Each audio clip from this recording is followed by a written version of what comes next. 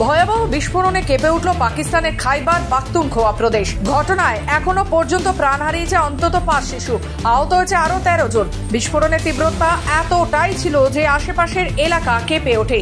ঠিক কী কারণে এই বিস্ফোরণ তা এখনো স্পষ্ট নয়। পুলিশ ও গোয়েন্দা সংস্থাগুলো ঘটনাস্থলে পৌঁছে তদন্ত শুরু করেছে। নেপথ্যে জঙ্গি সংশ্লিষ্টতা রয়েছে কিনা তা খতিয়ে দেখা হচ্ছে। স্থানীয় প্রশাসন জানিয়েছে আহতদের অবস্থা আশঙ্কাজনক হওয়ায় মৃতের সংখ্যা আরও বাড়তে পারে।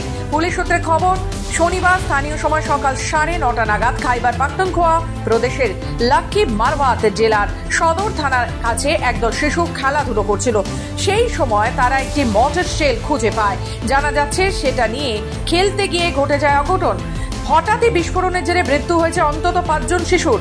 আহতের সংখ্যা এখনো পর্যন্ত 13। তড়িঘড়ি ঘটনাস্থলে পৌঁছয় পুলিশ ও বম্ব স্কোয়াড উদ্ধারকারী দল। আহতদের উদ্ধার করে নিকটবর্তী হাসপাতালে ভর্তি করা হয়েছে। ব্যুরো রিপোর্ট, খবর বাংলা।